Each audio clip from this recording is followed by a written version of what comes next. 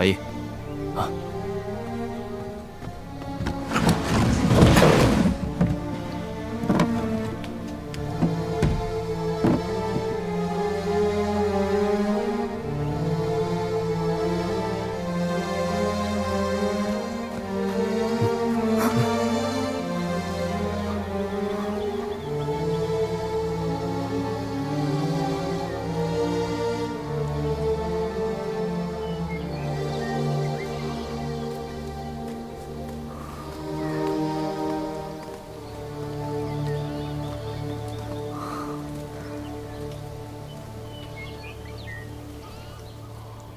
这墨怎么这么奇怪？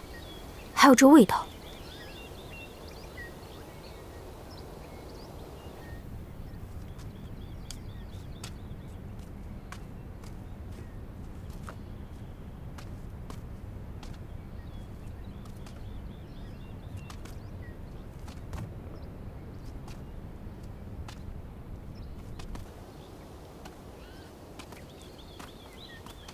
大人，从地上的脚印和拖痕来看，雪妖应该是从这里把人运进和运出的。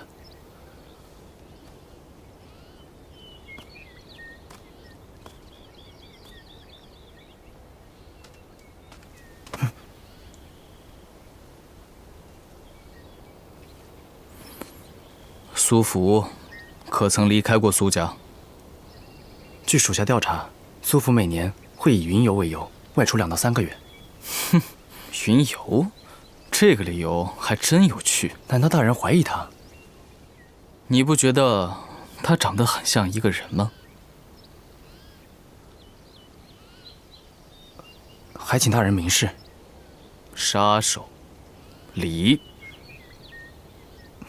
如果苏福是杀手离的话，那为何然兀座跟他在一起？他们俩之间的关系又是什么呢？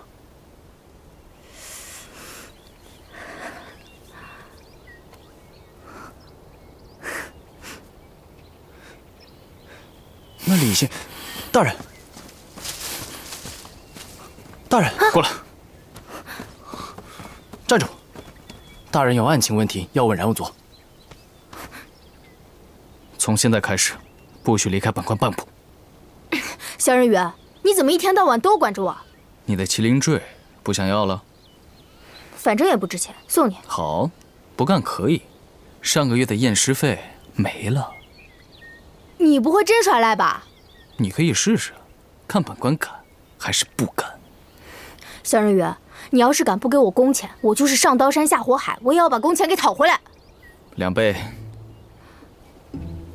成交，把你手放开。下次不许使用暴力。这不是暴力，是我对……算了，赶紧过去，跟你的相好告别一下，我们要开工了。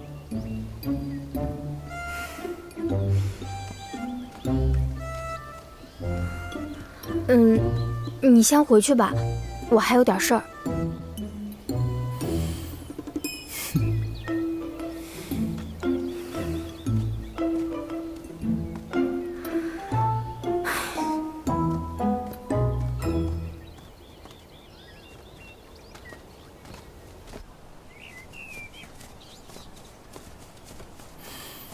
李渊一定藏在某个地方。搜！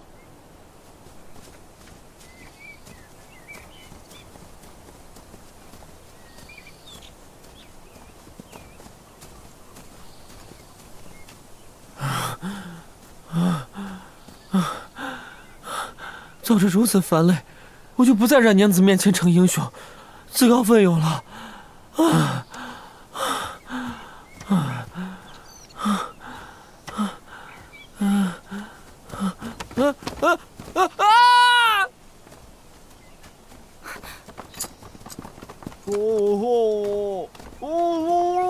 站住！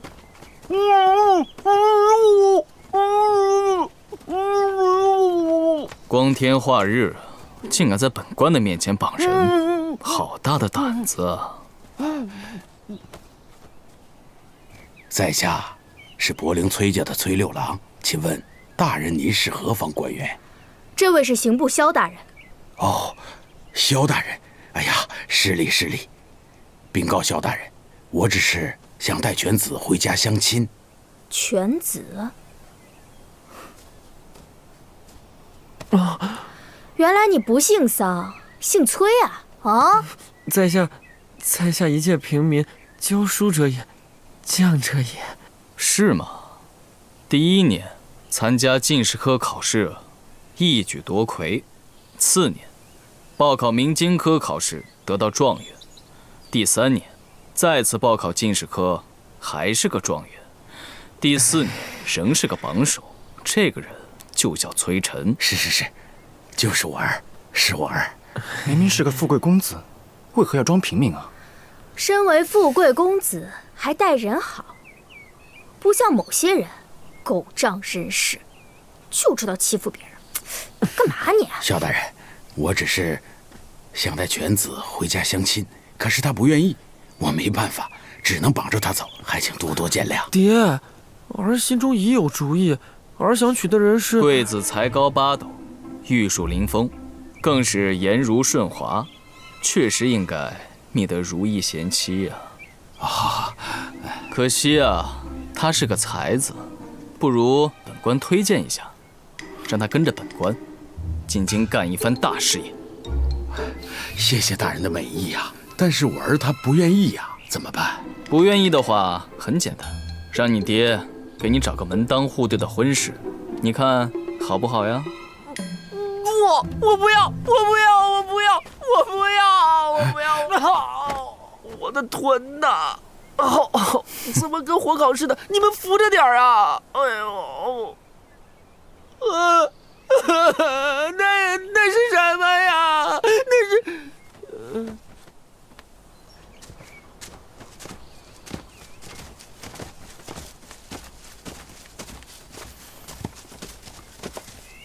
带几个兄弟，扩大范围，彻底搜一遍。是。跟我走。狐狸，这回你用什么方法验尸啊？跟着我。是。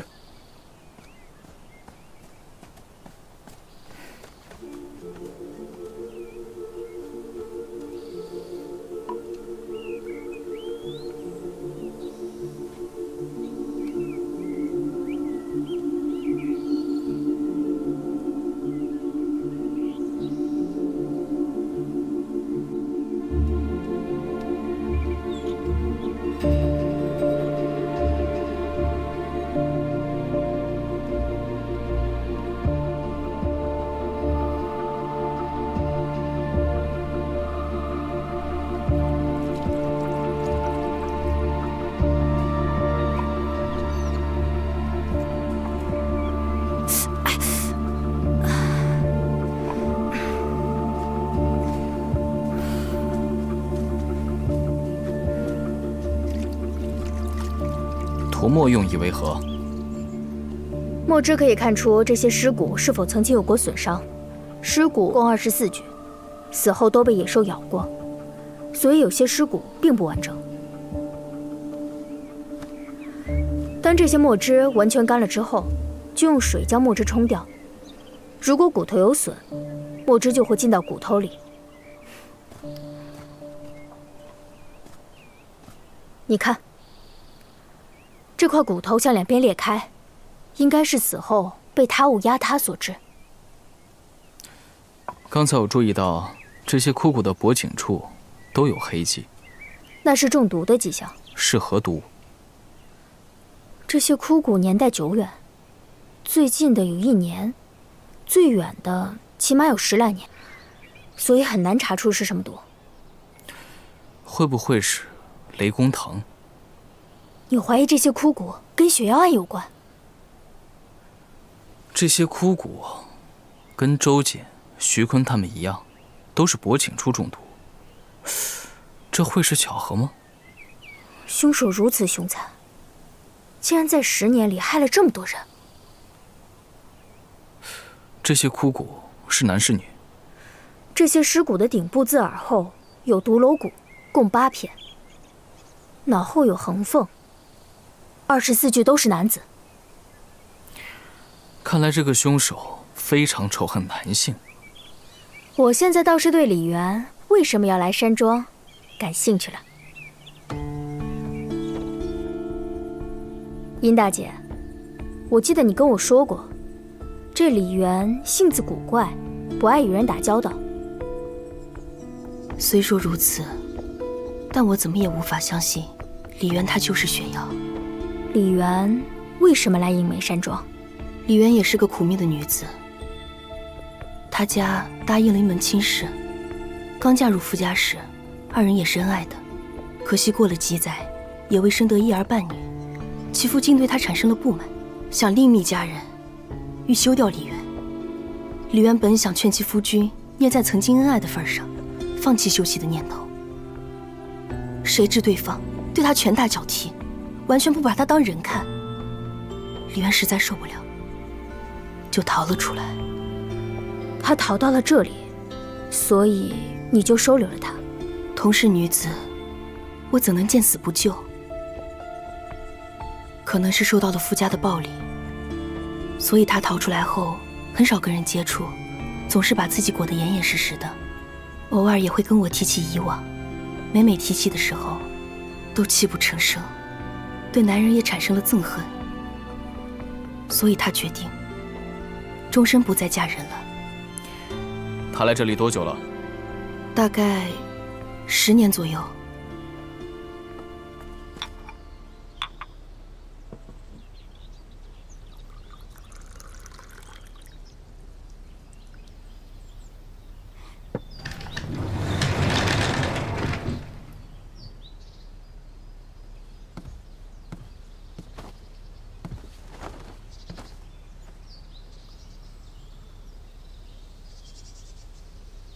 明夜亥时，会有人拿着随侯之珠，在后山的槐树林，与李元相见。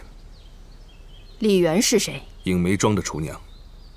看来这影梅庄还真是卧虎藏龙，难怪萧颂会前来查案。你为何会惹怒萧颂？性格沉稳的萧颂受了刺激，已经为了一个女人自乱了阵脚。这场猫鼠游戏才刚刚开始有趣。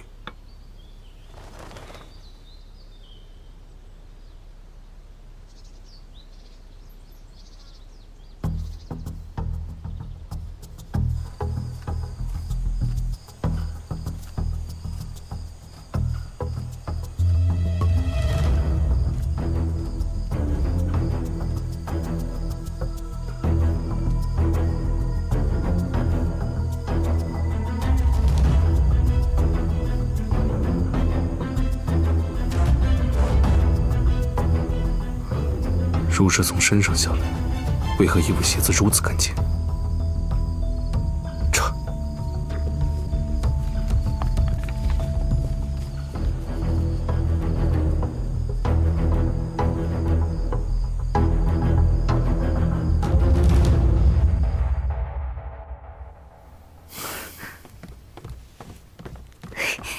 狐狸，那边。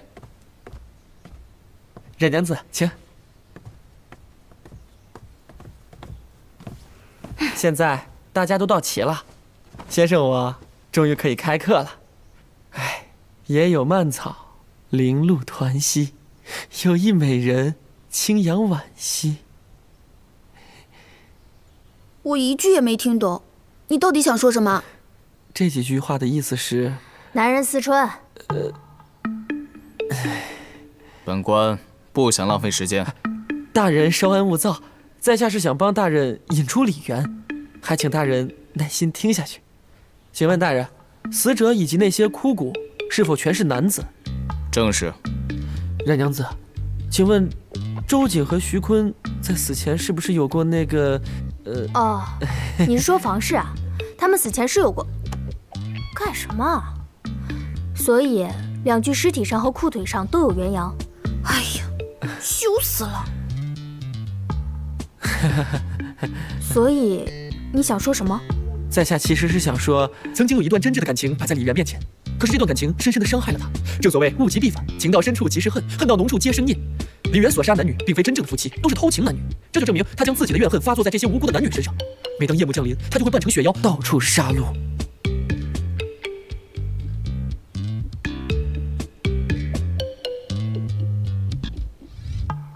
说的挺有道理的。尸体每次被发现的时候，都是在亥时。可是现在他藏起来了，根本抓不到他。官府抓不到，我想出一招引蛇出洞的妙计。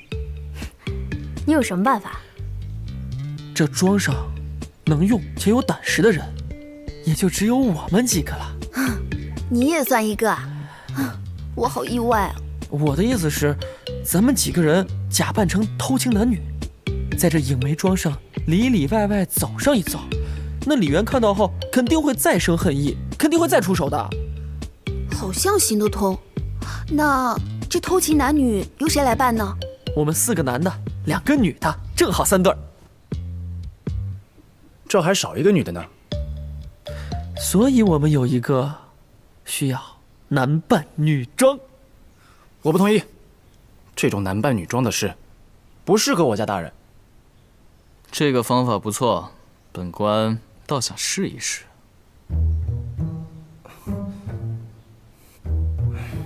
如何分配？抽签决定。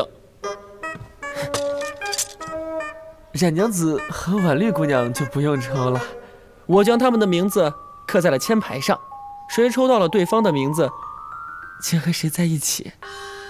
不过我们其中有一个人会抽到女签，抽到女签的那个就要……萧大人，你先来。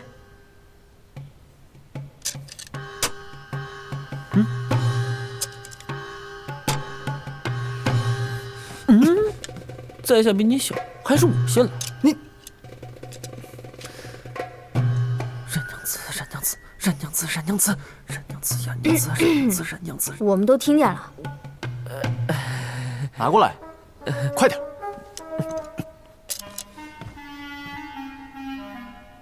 庄子后院配假女人。这后院指你今天晚上引出李渊的位置。这配假女人，肯定是眼福不浅，缠绵悱恻。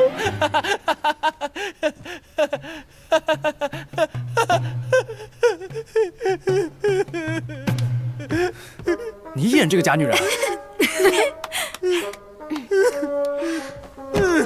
一对美男，最美月撩人。不要。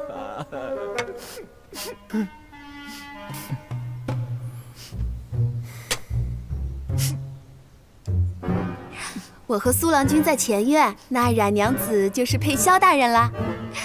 分配完毕。深沉皆已没，句句从此词。心意在战场，相见未有期。我手一长叹，泪未生边字啊！我怎么感觉这个诗充满着离别之苦啊？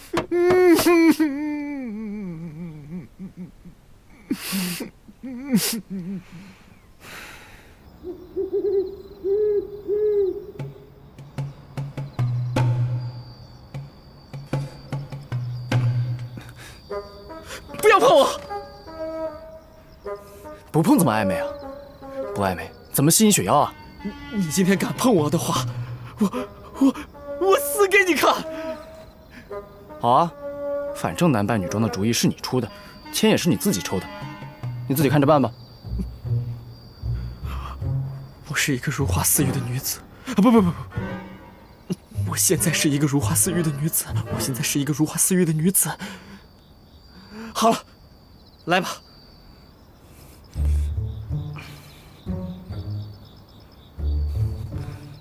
非礼勿动！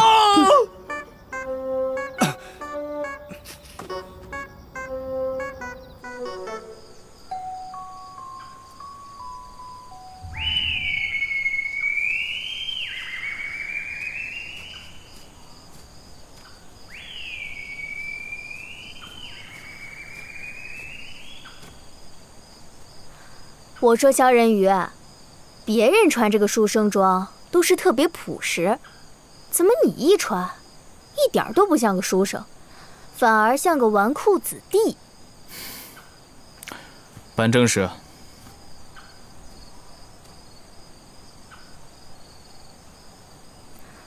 就我们两个这样，根本不像偷情的男女，雪妖她肯定不会上当的。说对了，狐狸。小人鱼，你确定这样就能引来雪妖吗？嘘，别说话，装成很享受的样子。狐狸，真想永远这样抱着你。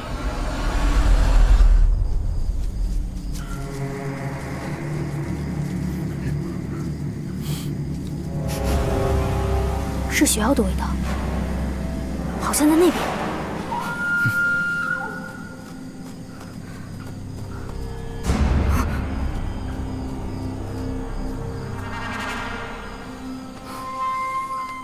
脖颈处有野兽撕咬的痕迹，身上有抓痕。姑父怎么会被雪妖杀死？上次你让我去勾引他，去他房间里拿珠子的任务，那珠子很重要吗？小人鱼，你是不是有不可告人的任务在执行？我可以告诉你，不过知道了以后，死路一条。我对你的任务不感兴趣，反正我验尸，你给钱。很好的建议。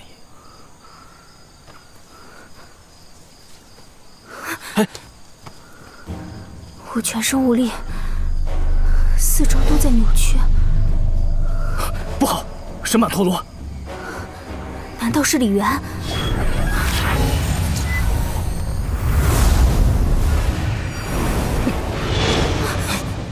走！我不走。走啊！别拖累我，走！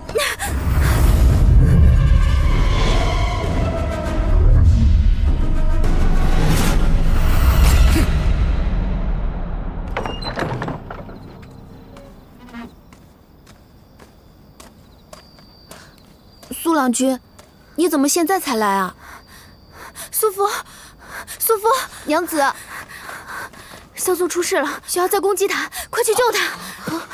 走，你看我说的没错吧？你怎么能丢下大人自己一个人跑了？冉娘子是个弱女子，她能干嘛？她肯定要跑啊！我在问你话呢。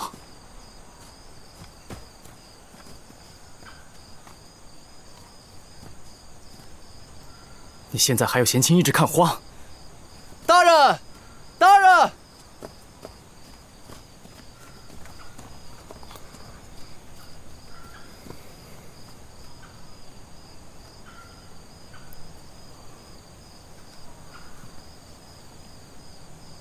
原来致幻的药粉就放在花蕊里，难道李元是被栽赃的，又或是被人指使？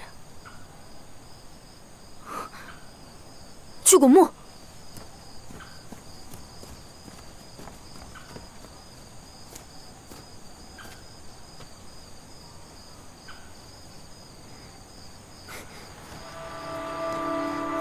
昨夜若不是你及时制止，恐怕我们就中了萧宋的奸计。是我一时疏忽，才未早察觉到这其中有诈。是你的疏忽，还是你情不自禁？萧宋与冉颜设下此计引你上钩，以你平时的机警，竟未察觉，连为师也无法相信。若是冉颜告诉了萧宋我的身份，那他早就对我动手，绝不会等到现在。你了解冉颜这个女人吗？柳灿在清理馆与人接头，这么巧，冉颜也在那，而且还展示了他验尸的技能，博得萧宋的认可，轻而易举的就接触到了柳灿的尸体。他是受我威胁，才被迫验的尸。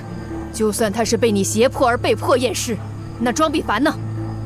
也是他亲自验尸，难道就只是巧合？这些案子都与随侯蜘蛛有着千丝万缕的联系。还有那个李县城，你早已发现他是内卫门的人，可是他却在牢中自尽身亡。他自尽前和萧宋说了什么？说不定就是他和萧宋说的话引起了萧宋对冉颜的怀疑。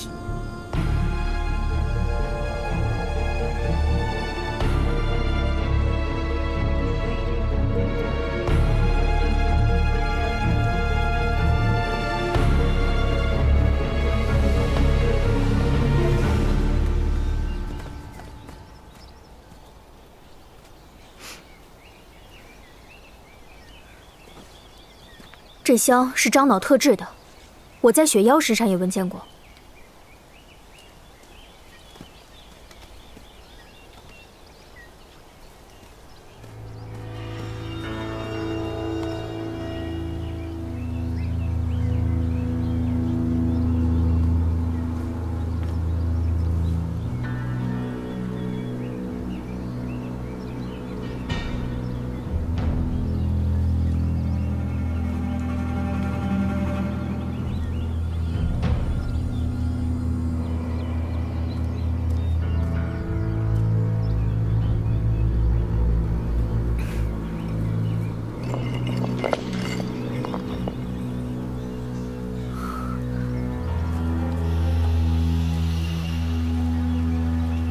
这里好像有洞。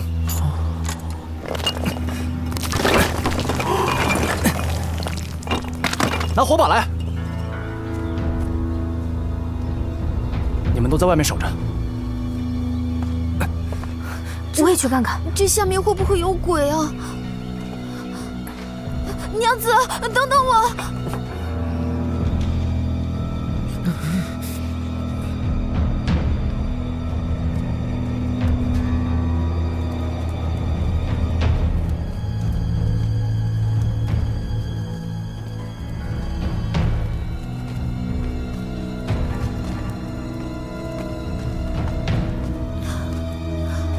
这是什么味道？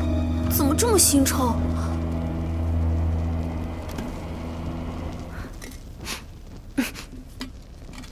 是人血。周记，这不是前2天被雪妖袭击而死的那个男人吗？难道这些血潭里的血，都是被雪妖袭击男人的血？桑尘在地洞里找到的枯骨有24具，加上徐坤、周姐还有郭父，这里应该有27个血潭。27个。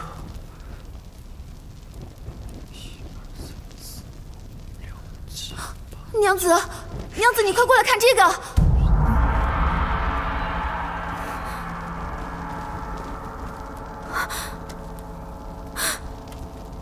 大人，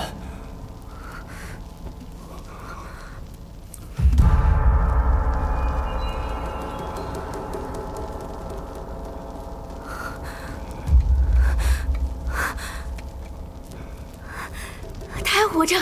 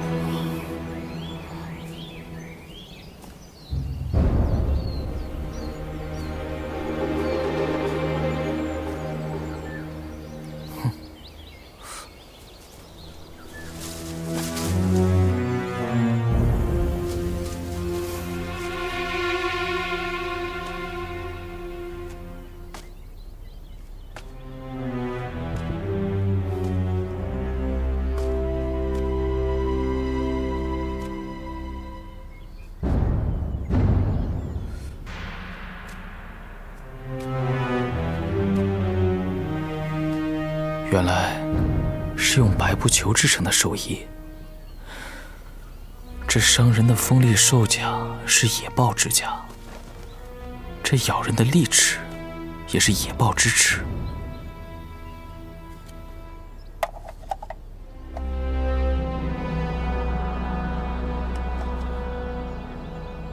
张破制作而成的禅室。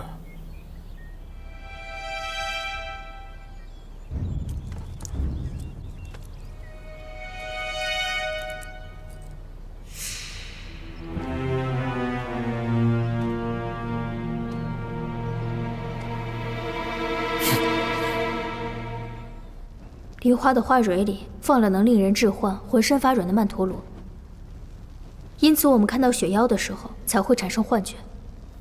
也就是说，那晚你们在厅房被攻击的时候看到了无数的雪妖，就是这个原因吗？可是我那次明明是在饭菜里发现的曼陀罗，但我与萧宋去树林时并无进食啊。这么说，李渊不是凶手，那真的凶手又是谁？谁的心理这么扭曲，将这些血坛放在墓里？李渊是不是凶手，现在还不知道。不过，我很想知道这棺材里躺的是什么人。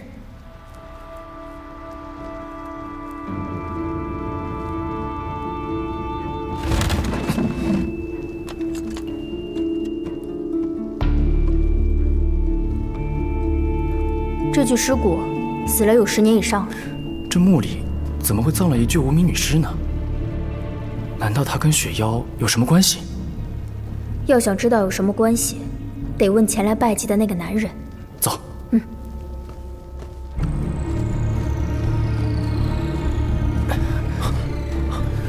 冉娘子，怎么样了？毛绿姑娘，这下面是否有群尸？群尸倒没有，血坛倒是有一堆。血坛？这难道是雪妖的家？那天我在墓前见到那人时，他穿着淡蓝色长衣，身高与你差不多高。淡蓝长衣？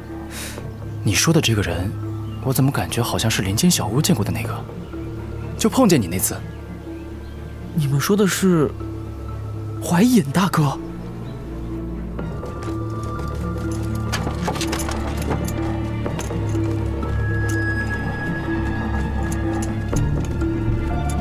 怀隐，出来！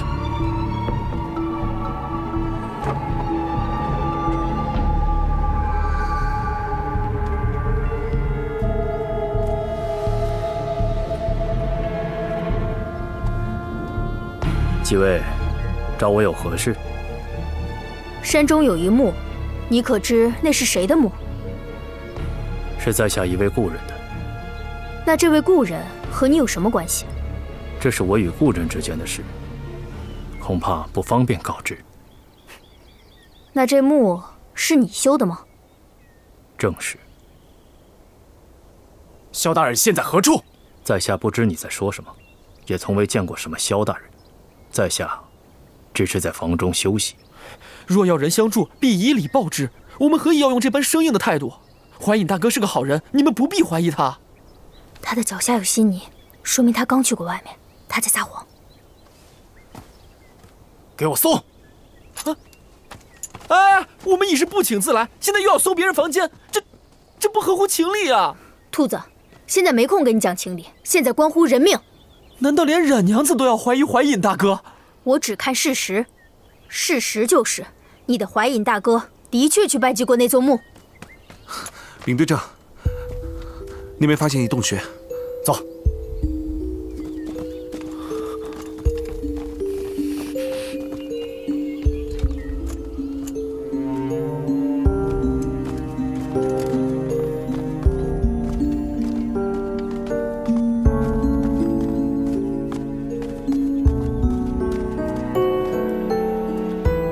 这地上的刀痕像是大人的刀划出来的。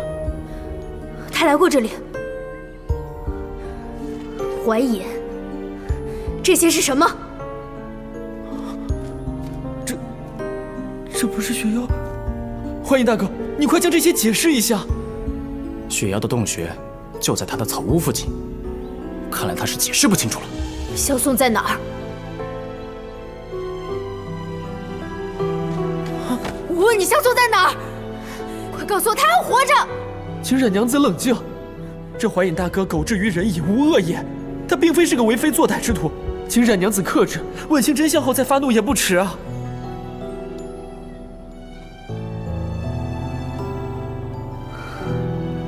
冉娘子，冉娘子，把他带回隐梅庄。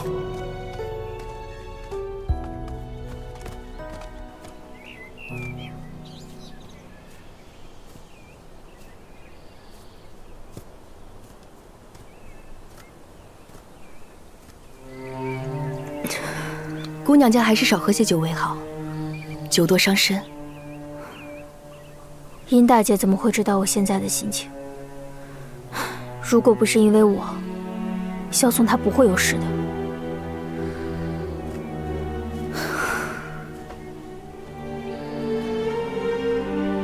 我也是过来人，你们打算怎么处置怀疑？教官法办。怀疑涉嫌杀人，恐怕是死罪难逃。他不能死。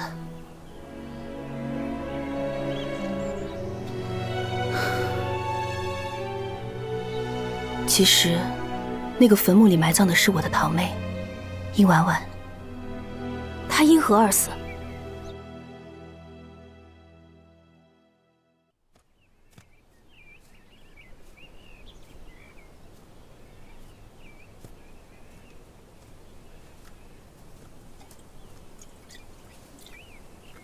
姑娘家还是少喝些酒为好，酒多伤身。殷大姐怎么会知道我现在的心情？如果不是因为我，萧宋他不会有事的。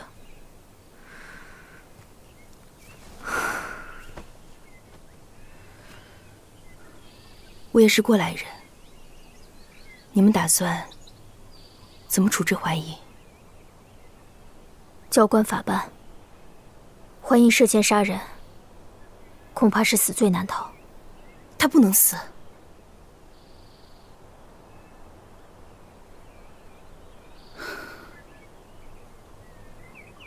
其实，那个坟墓里埋葬的是我的堂妹，殷婉婉。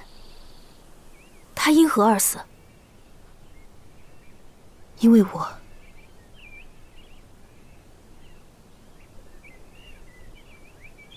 那个时候我们都还年轻，我家与怀家是世交，自小我们就定了姻亲。堂姐，我来了。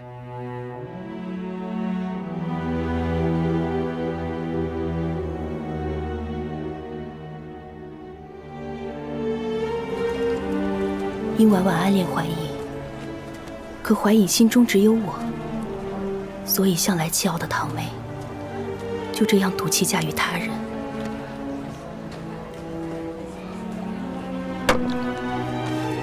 我自以为婉婉嫁人以后，一切都会好起来。谁知她的夫君对她暴虐成性，拳打脚踢，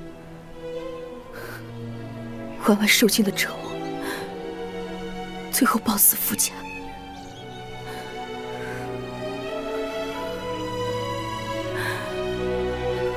没想到这背后还有如此伤感的故事。我跟怀隐觉得，是我们毁掉了婉婉的一生，所以我们决定将婉婉葬于她最爱的地方苏州。而我跟怀疑决定终身不再婚嫁。这或许就是最感天动地的感情吧。怀隐不想提及往事，但他也绝对不会是凶手。他一向宅心仁厚，绝对不会做出杀人越货之事。你放心，这个案子一定会查个水落石出的。希望我的话能够帮到怀隐。你还是放不下他。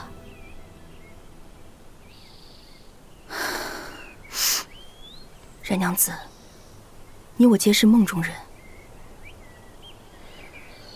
天色不早了，我先回去了，你也早点歇歇。多谢殷大姐提醒。告辞。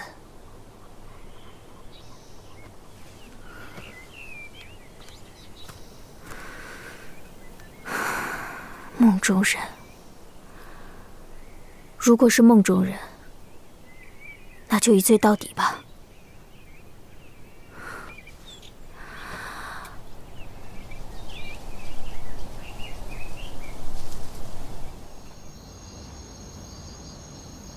怀隐大哥不可能是凶手。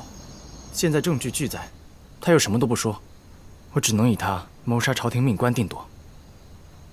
那你的意思是？明日斩首。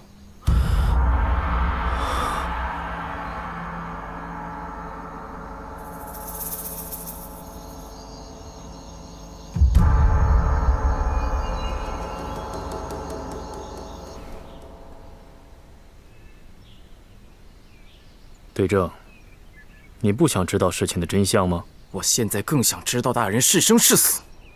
你最好祈祷大人还活着，这样的话，你还有条生路。正所谓人之将死，其言也善。怀隐大哥只是想讲出事实真相罢了。小人鱼查案向来一查到底，不会放弃真相。你就让他说吧。说。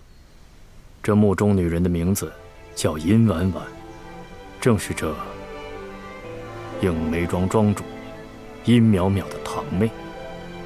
我们怀家和殷家是世交，自幼我和淼淼就定了娃娃亲。我们两人从小一起长大，青梅竹马，情投意合。我们原本以为此生我非她不娶，但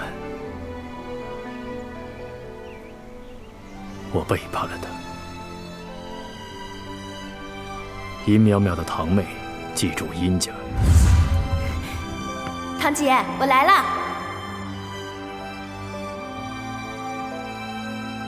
我被她那淳朴的热情深深的吸引了，对她产生了一种很特殊的感情。从那以后，我才知道，我对淼淼的情只是哥哥对妹妹的呵护，我对婉婉才是爱人的那种感觉。是我对不起淼淼，在婚堂之上弃她而去，将原本送予她的禅师又送给了婉婉。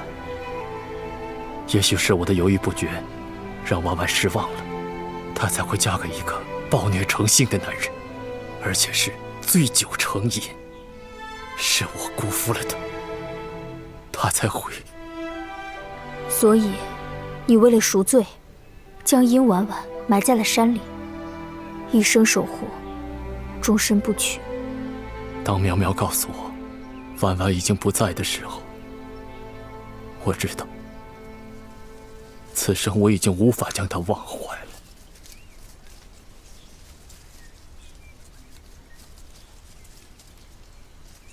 花里有毒，快带面纱！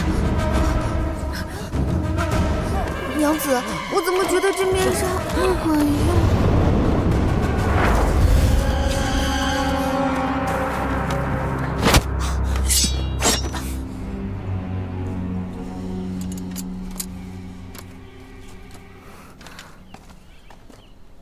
小人鱼，你还活着？本官还得活着回来，付你验尸费呢。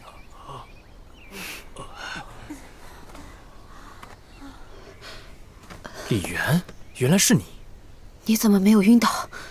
因为我事先服了解药。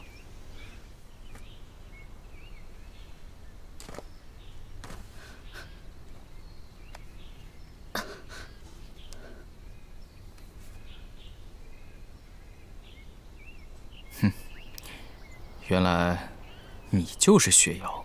是你故意引我出来。冉岩离开后，我划伤雪瑶，并找到了她的穴洞。既然大家都认为我被雪瑶抓走，那不如干脆将计就计。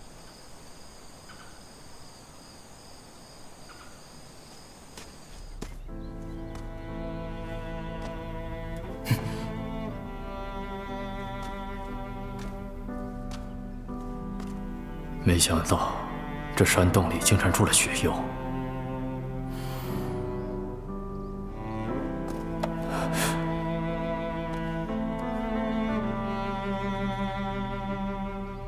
你怎么会有这个东西？你是什么人？本官昨晚偷偷去找白毅，就是要他向众人宣布，把怀疑斩首示众。大人为何要这么做？雪瑶杀的全是抛弃原配、偷情、私奔的男女。本官本来怀疑李元的，可当怀隐告诉我，这个禅室本来是要送给殷淼淼的，但最后却送给殷婉婉的时候，本官就在想，殷婉婉已经死了，那这个禅室为何会在雪瑶手上？而雪妖又为何要见巢在怀隐住的附近呢？本官觉得怀隐和雪妖有着莫大的关系。原来我在雪妖身上闻到的味道，就是这禅室的味道。为什么你会有这样东西？是我从庄主那里偷来的。我不希望庄主再去思念那个臭男人。本官却认为，雪妖只是帮凶。真正的凶手，或许因为由爱生恨，才会去杀那些偷情的男女。也是因为这个原因，所以他才不能接受自己喜欢过的男人轻而易举的死在我们官府手上。所以你就和怀隐设了一个陷阱，引那只妖出来，没想到却引出来一个赝品。是我把你推进密道的。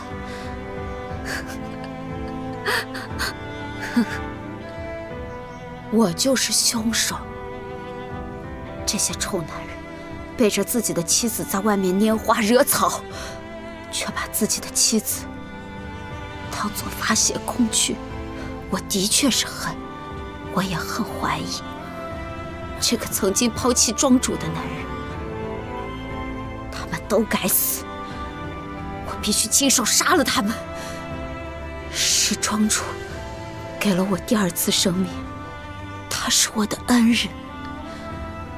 可惜我没能亲手杀了怀疑。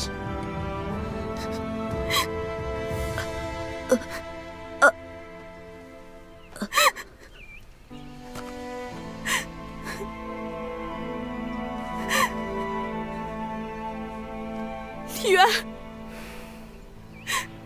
你怎么这么傻呀？啊！我知道雪妖会来，所以事先做好准备，让大家戴上面纱。可是还是中了招，看来是有人又下了药。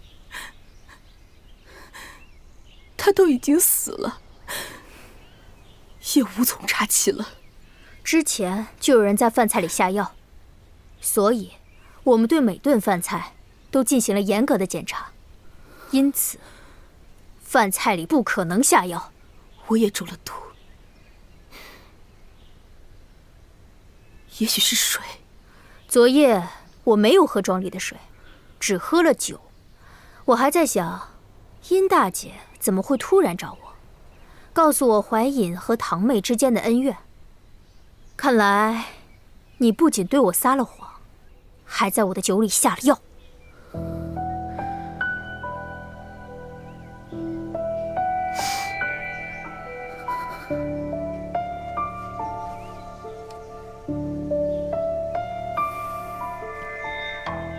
冉姑娘，等你找到了证据，再来找我。殷淼淼，本官要看你的香囊。你的香囊里为何会有曼陀罗？李渊只是替死鬼，你利用他杀人。每次在杀人现场，你借着风丢出那些藏有曼陀罗毒药的梨花，迷晕那些男女，导致他们全身无力，然后再由李渊扮成雪妖杀人。你杀了这27名男子泄恨，至于勾引他们的女人，你应该不会轻易杀掉他们，应该会慢慢折磨他们。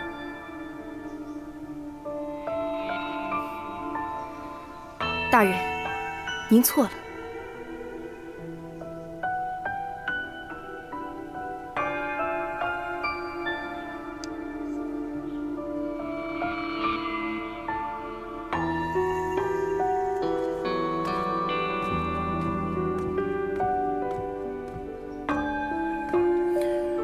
殷淼淼说，他杀死的是26个，不是27个。郭父不是中毒嗜血而亡，而是在吸血前就被人用铁珠射入脖子后死亡，然后再伪装成被雪妖杀死。真是混乱，杀死他的竟然不是殷淼淼跟李渊，而那26个女人至今没有被找到。我担心他们凶多吉少。对了，本官发现一件事情，殷淼淼好像很在意光线。光线？难道他在看时间？狐狸，帮我一个忙。加钱。好吧，好吧。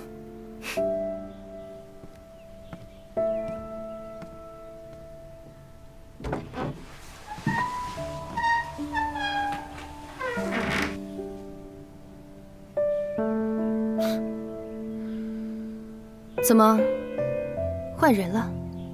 萧大人不灵，就换你了。你是觉得我们都是女人，我就会告诉你那些女人在哪儿吗？我们真的很像，都是被抛弃的女人。我的夫君在结婚之日竟然失踪了。这个故事编得太讨巧了。你以为有人会愿意娶一个女仵作为妻吗？我们都是在结婚之日被抛弃的女人。没有人知道我是多么珍惜这段感情。从我懂事那天起，我就觉得怀隐是我的，没想到这么轻易的就被殷婉婉给抢走了。妙妙，我们的婚事可否取消？你为了他？是我对不起你，跟婉婉没有关系。可是这些聘礼都送来了，喜帖也都发出去了。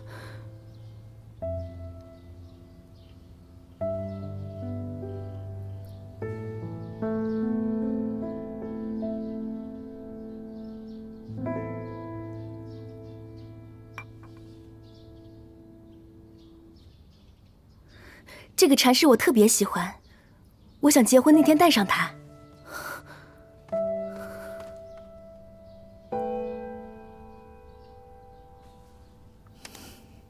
这个禅师，我想送给婉婉，是我对不起你，但我还是想把婚事取消。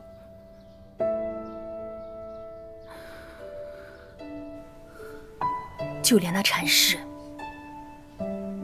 都是怀隐要送给殷婉婉的，所以我恨他们。你恨那些抛弃原配的偷情男女，还将那些男人的血抽出来放进血潭中，埋进殷婉婉的墓里。你想用那些血来玷污她。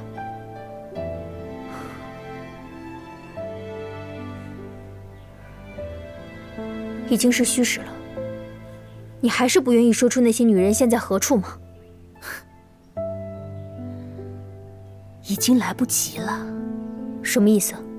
我现在可以告诉你实话了，那些女人都还活着，26个都活着，我一直都在折磨她们，有的已经被我折磨10几年了。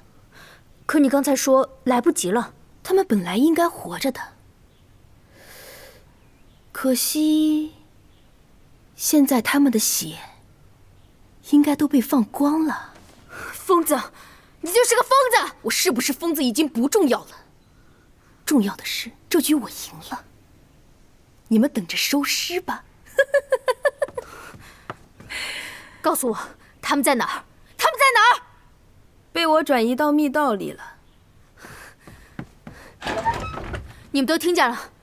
我马上带人去。已经来不及了。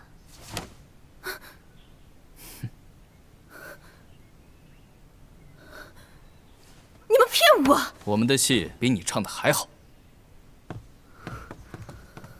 去外面守着吧。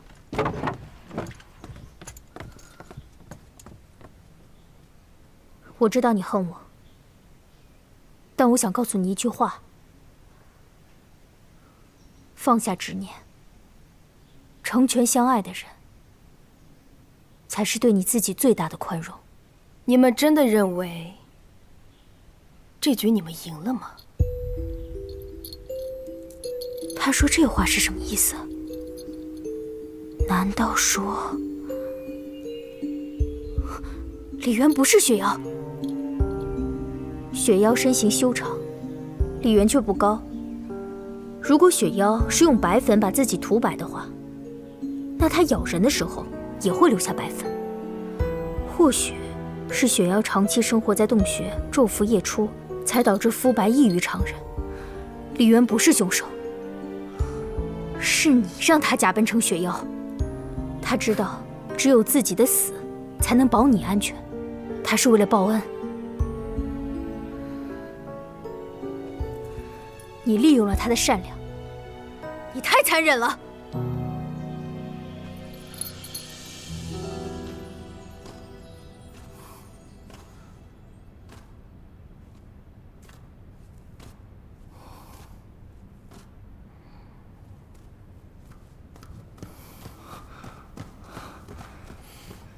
怎么什么都没有啊？我们上当了。冉颜，大人，进来的出口被封住了，快让出去，走。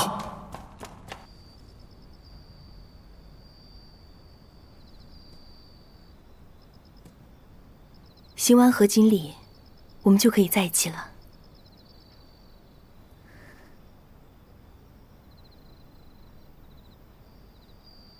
你不想跟我成亲吗？你我缘分已尽。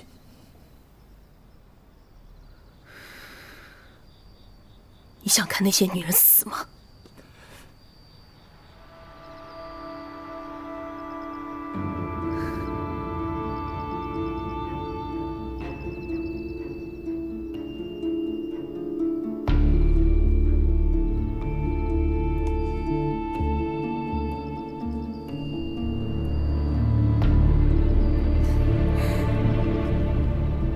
本官似乎来的不是时候。大人，你答应过我，要跟我成亲的。恐怕不是他答应你要跟你成亲，而是你用那26名女人的性命威胁他。那又如何？我们马上就要成为夫妻了。本官发现，你好像很喜欢梨花。那院中花圃打理得很是精致，本官很好奇，你是用什么东西来施肥的？大人，属下已经查明，殷庄主是用人骨来施肥的，26具女尸加上26具男尸，一共52具，一具都不少。殷淼淼，你罪大恶极！你们为什么总是要破坏我的婚事？总是要阻拦。我只是想跟桓颖在一起。淼淼，回头吧，放下你手中那把无形的利器，一切从头开始。你让我放下？哼！你竟然让我放下！当初要不是你在婚堂抛弃了我，我怎么可能成为今天的凶手？是你逼我的，是你跟殷婉婉毁了我。没有人毁了你，你的人生是你自己选的。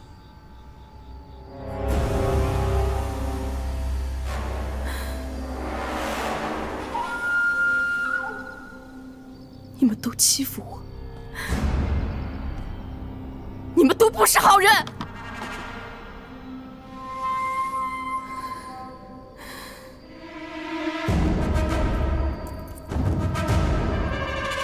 一切的爱，一切的恨，就此了结吧。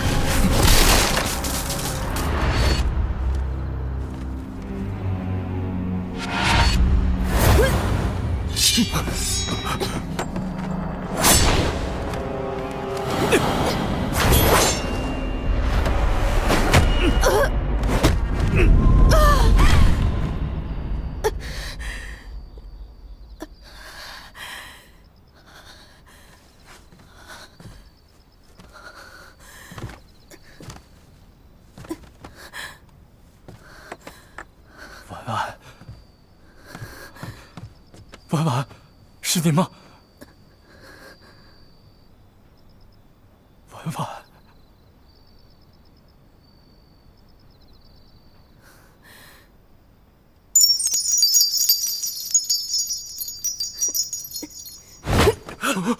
爸爸，我是怀隐呐，我是怀隐呐，我是怀隐。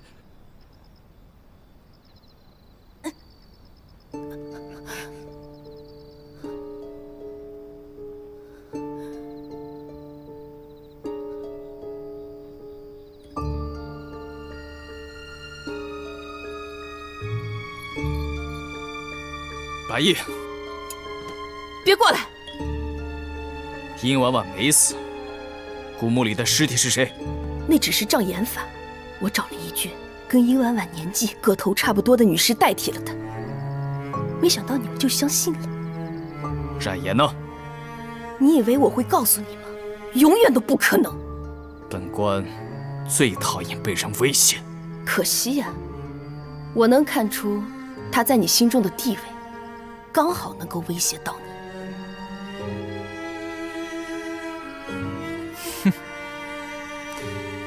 区区一个女孩子，你以为本官会在意吗？本官要女人的话，到处都有。一个冉颜，只是本官一件玩物，玩腻了，本官就丢了。本官根本就不在乎她。这些负心的男人！姐姐，姐姐，姐姐！没想到，到最后保护我的，竟是我最恨的人。大人，我才是罪魁祸首，还请大人轻判苗苗。我愿代为受供，承受所有的惩罚。够了！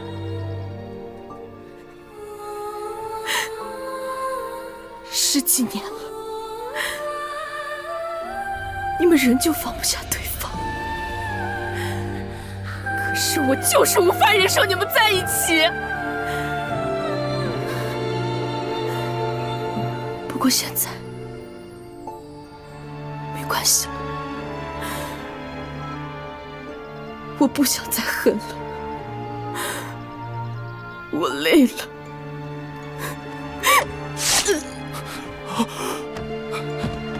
冉颜呢？快告诉我冉颜呢！大人，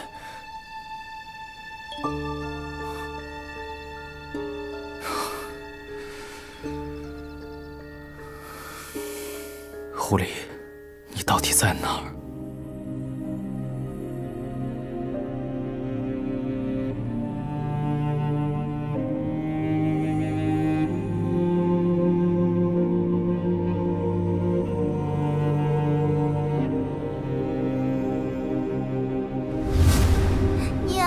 妾身事成夫君恩泽，本该谨守妇道，相夫教女。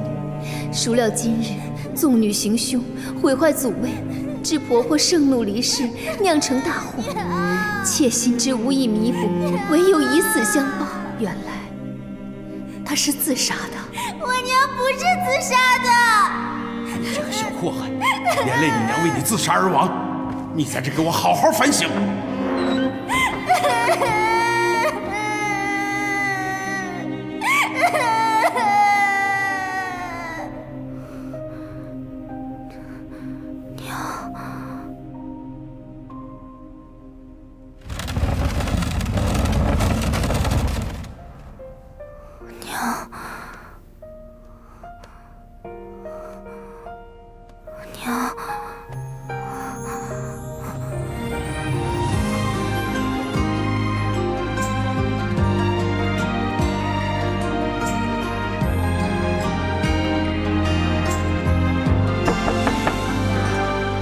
来了来了，这么晚了是谁呀？啊，丫头，丫头怎么了？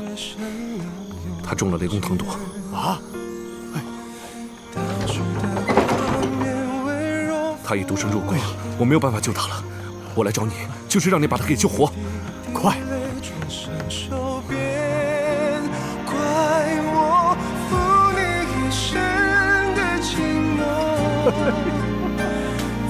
留下四季滚烫的等候，你身下过的雪。师傅无能啊，救不了你呀！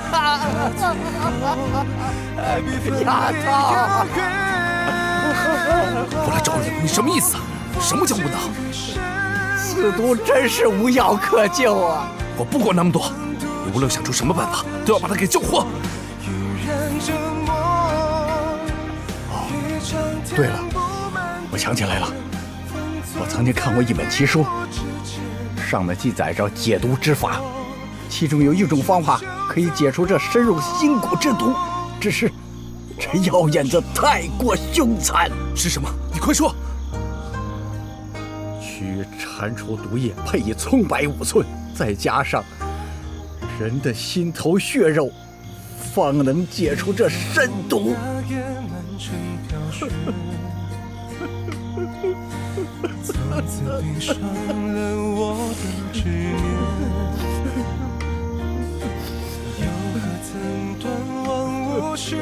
烧水，被刀。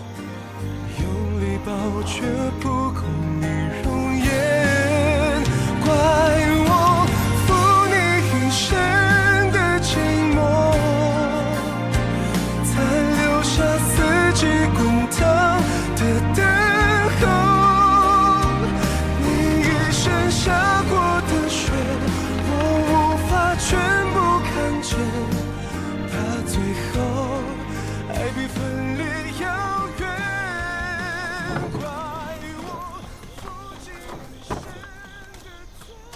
大人，您来了。他还好吗？回大人的话，这丫头命大，死不了的。大人请。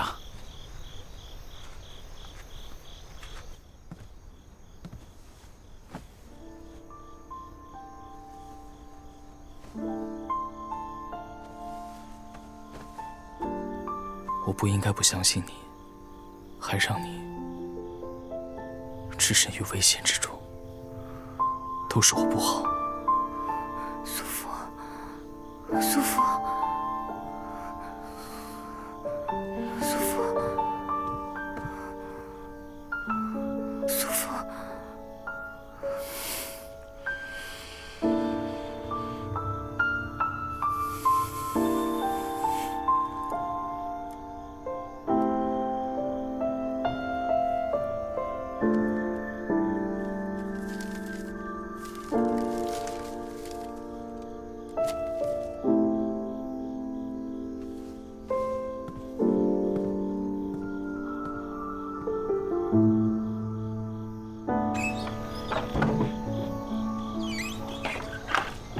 幸亏你通知本官，否则本官都不知道他已经脱离危险。大人，请。这丫头命大，死不了的。他为何住在别院里？大人会对这事儿感兴趣？本官想知道关于他的一切事情。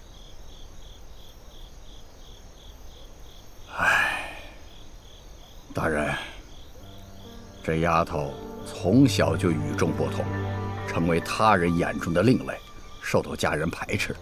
也只有他娘鼓励和支持他，让他去做他喜欢做的事。因此，他和他娘的感情颇为深厚。那他娘为什么自杀呢？丫头小时候无意中打碎了家中的祖宗牌位，而在那一天，冉家刚好丢失了一大笔生意。因此，他爹冉文便将所有的过错全部怪罪在这个丫头身上，导致丫头他娘悔恨自杀。不过，丫头认为，他的娘不是自杀，而是他杀。他爹冉文根本就不相信一个孩子的话。可怜这丫头受了这么多打击，还能乐观地活到现在，天天自己跑出去赚钱，再用这些钱雇人调查他娘的尸体埋在何处，说是要帮他娘开棺验尸。大人，如今丫头最大的心愿，就是想找到他娘的尸体，为其翻案。别跟冉嫣说，今天晚上我知道的事情。是。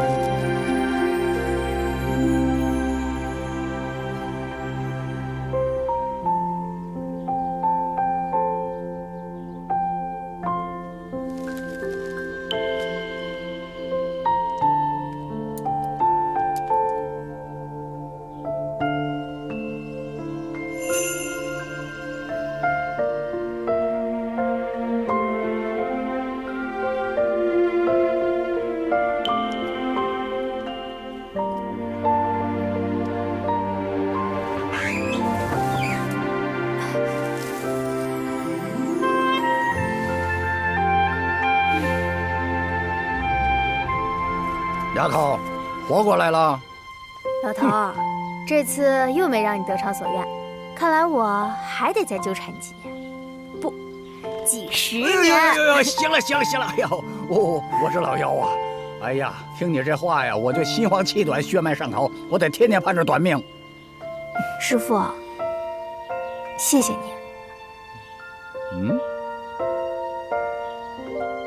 听这话咋还感动了，还想掉几滴老泪？哎，别，你可千万别感谢我只是给你配了个药，要谢呀，就谢你那个能为你千刀万剐、舍命割肉的未来夫君吧。这话怎么说？丫头，你真是好福气呀！你未来的苏郎君为了救你，竟然割下自己的心头肉给你做药引子。